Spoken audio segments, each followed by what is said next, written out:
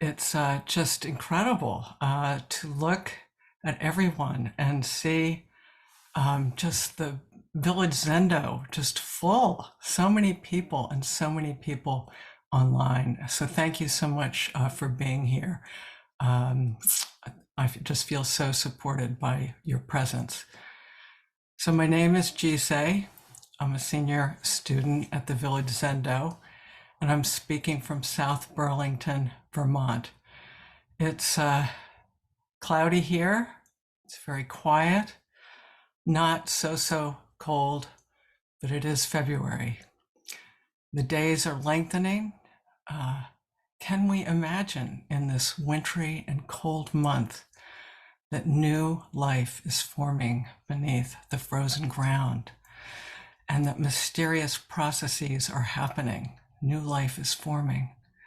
New life that we can't see yet unless we look closely at the navi buds that are forming on tree limbs. Roshi mentioned yesterday at Zazen that she noticed forsythia blooming, not here in Vermont yet.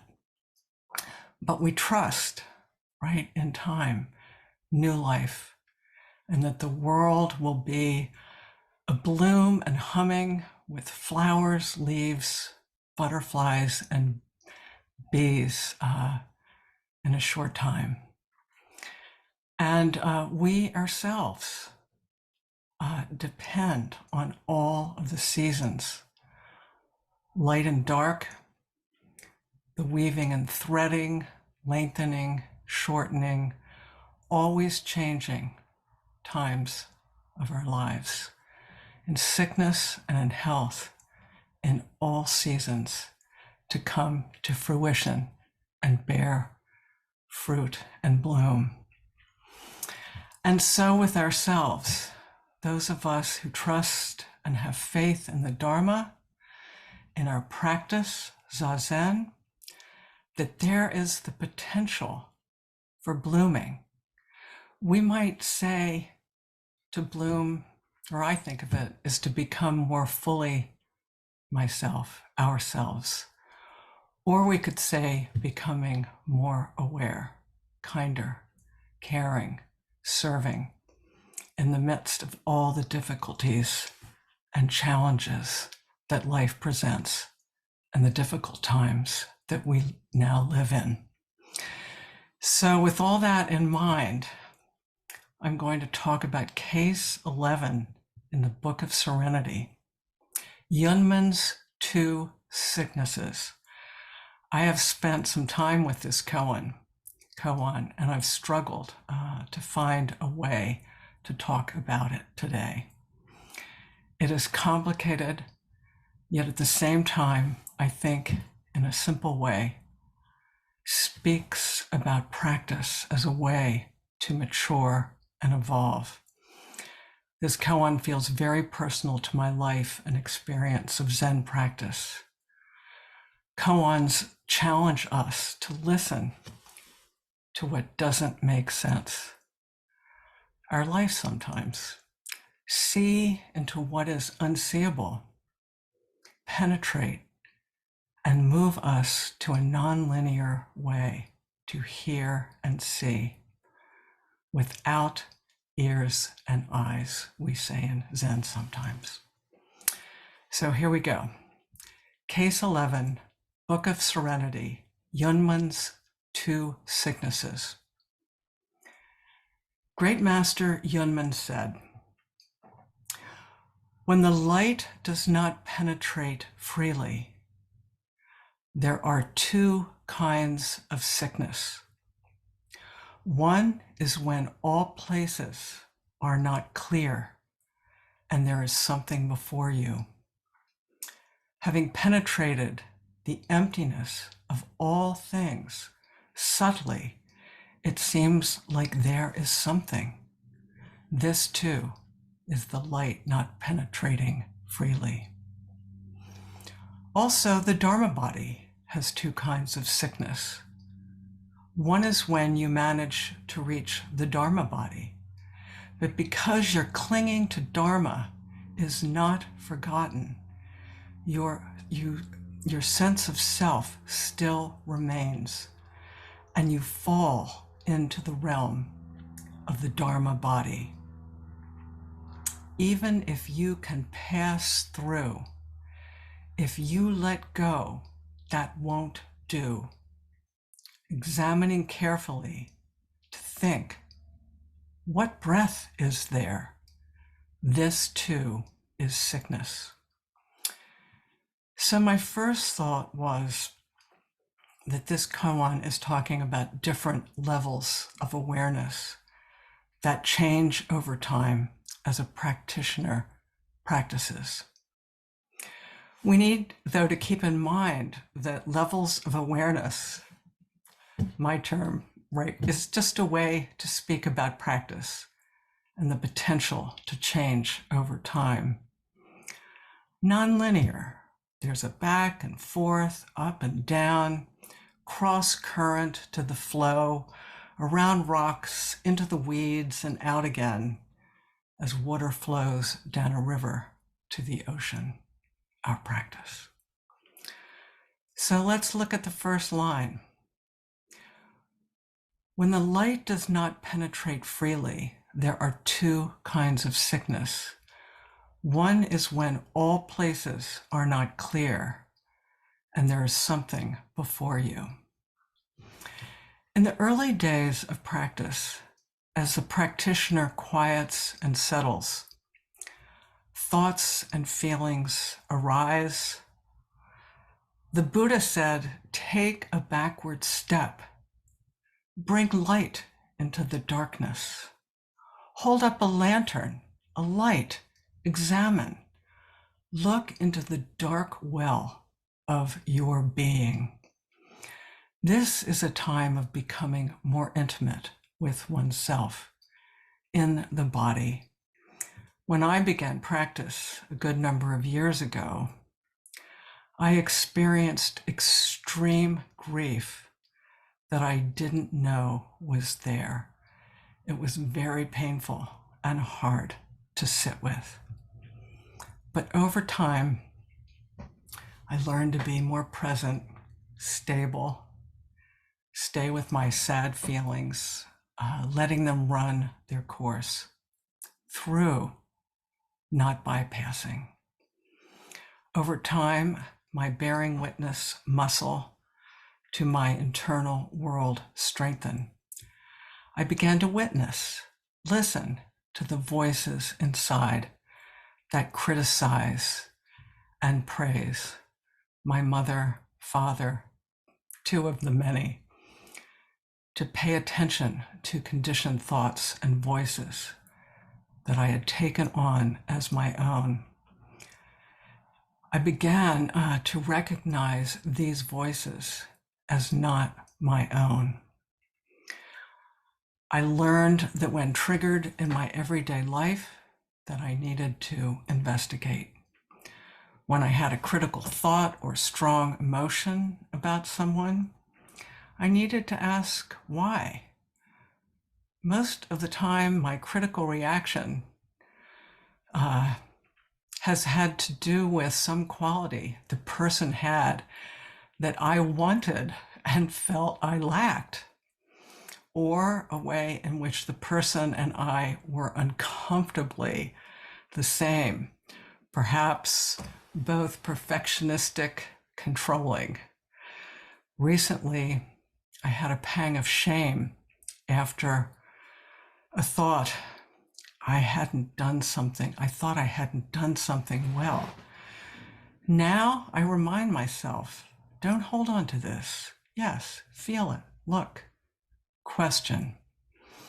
I might jokingly say, oh, back again, that old feeling, but probably a little less intense, but still there.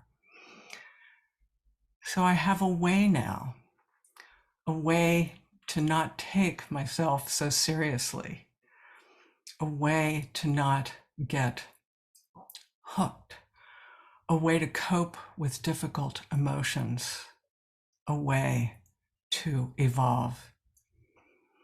At this stage, a practitioner becomes more grounded in their body and attentive, aware of thoughts and feelings, shining the light of awareness, healing. So I kind of thought at one point, this passage from the identity of relative and absolute kind of came up. Within light, there is darkness, but do not try to understand that darkness. Within darkness, there is light, but do not look for that light. Light and darkness are a pair, like the foot before and the foot behind in walking. Each thing has its own intrinsic value and is related to everything else in function and position. So continuing with Yunmen in the case, having penetrated the emptiness of all things, subtly it seems like there is something. This too is the light not penetrating freely. In this stage, the practitioner looks outwards towards others. The emptiness of all things, our interconnection, interbeing, Indra's net. At this point, I'll call it Me Too awakening. Me too, becoming human, realizing that we all suffer. It's not me in my little garret anymore, alone and lonely. Everything that has been brought forth in the first stage, everything that was shed light on, that was hidden, not allowed, has brought me down to earth, into my body, into my life, reality. At this stage, one becomes tenderized, human in a body. We are all human.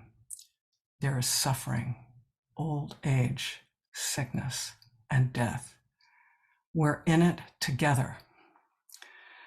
The practitioner now feels connected to everyone, to all beings, belongs, sangha, community, feels a place and more comfortable in the world. I realize that everything that I go through has the potential to give me a window into another person's life experience. To feel, to care, to connect, and respond. Yunmen goes on. This too is the light not penetrating freely. This too is sickness.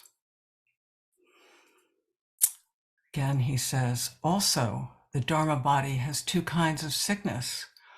One is when you manage to reach the Dharma body, but because your clinging to Dharma is not forgotten, your sense of self still remains, and you fall into the realm of the Dharma body.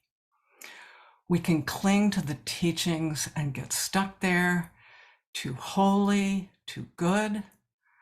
We get attached to the teachings as dogma, scripture, and not able to respond freely, creatively to what is present. When I hold the teachings tightly, when I'm thinking about them as I move through the world, my sense of identity is connected to my Zen practice. The teachings have not become part of my bone and marrow. I'm not moving freely, flowing. Yunmen continues. Even if you can pass through, if you let go, that won't do. Examining carefully to think, what breath is there This too is sickness. What breath is there? The discriminating mind is separating, thinking. This too is sickness. And there's a verse to this koan. The dense web of myriad forms is so precipitous, passing through beyond location blocks the eyes. Sweeping out his garden, her garden, who has the strength? Hidden in a person's heart, it naturally produces feelings. A boat crosses a rustic ford, wet with autumn's aquamarine, sailing into the reed flowers, shining on the snow, bright with a bolt of silk. An old fisherman takes it to market. Floating in the wind, a single leaf travels on the waves.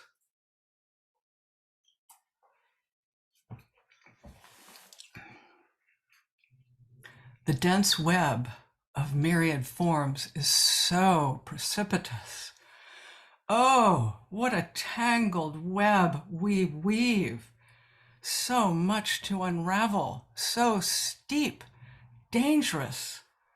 Opening Pandora's box, what will emerge? So painful. Will I survive holding up a light? The journey through.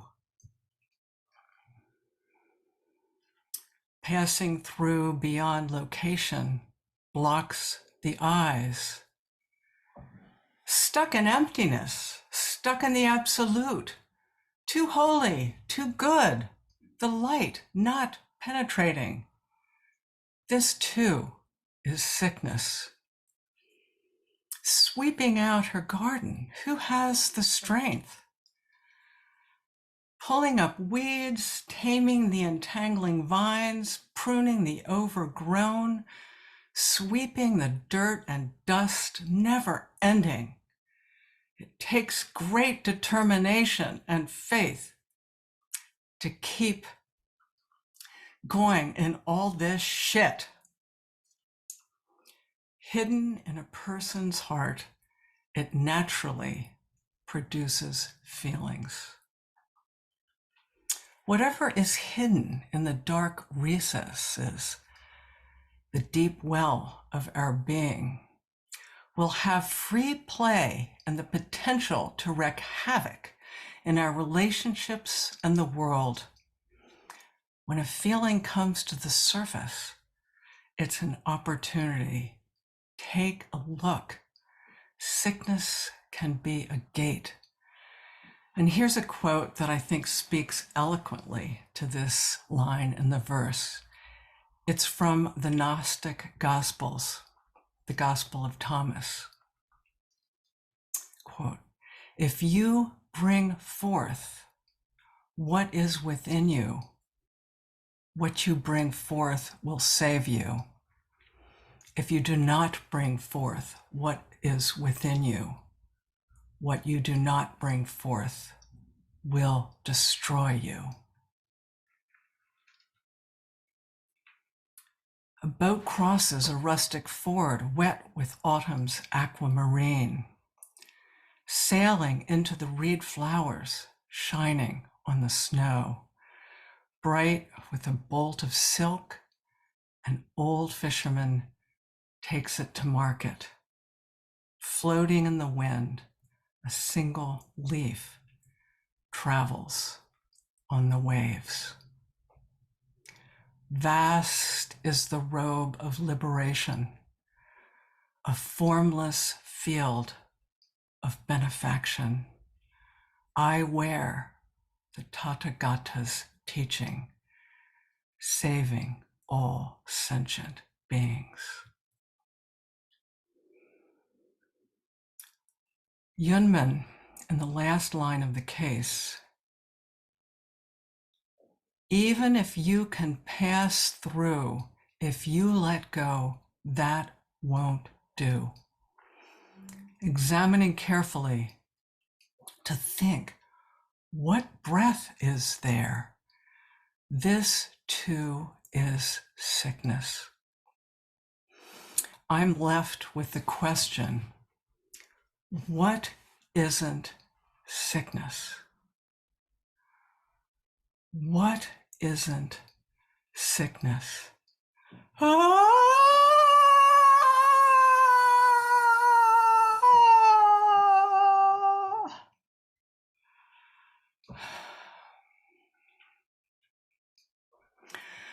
Sickness is never ending.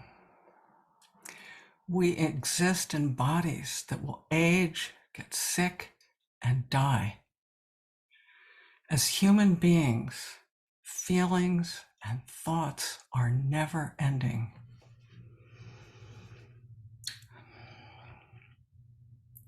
Yunmen is also well known in another famous koan. Medicine and sickness subdue each other.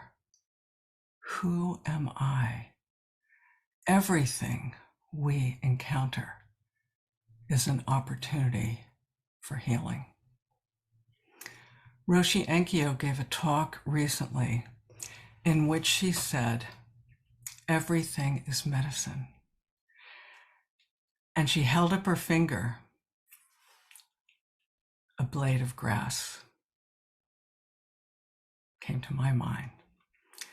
This image evoked a case in which the Buddha is walking with Indra and others, looking for a place to build a sanctuary. A blade of grass is held up and placed in the ground. The sanctuary is built. A sanctuary wherever we are. And Roshi encouraged us in her talk to sit, breathe, be present, flowing, meeting the moment, serving, offering whatever is needed. Everything is sickness. Everything is medicine. Everything is healing. Practice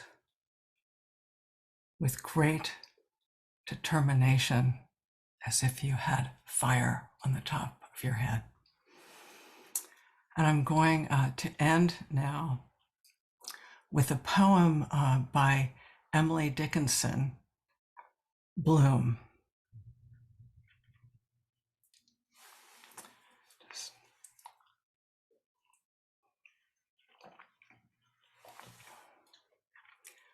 Bloom is result.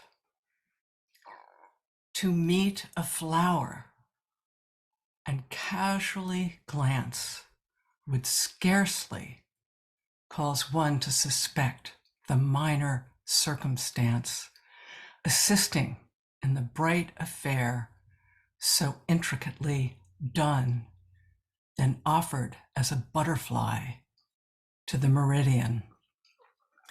To pack the bud, oppose the worm, obtain its right of dew, adjust the heat, elude the wind, escape the prowling bee. Great nature, not to disappoint, awaiting her that day. To be a flower is profound responsibility. To be a flower is profound responsibility.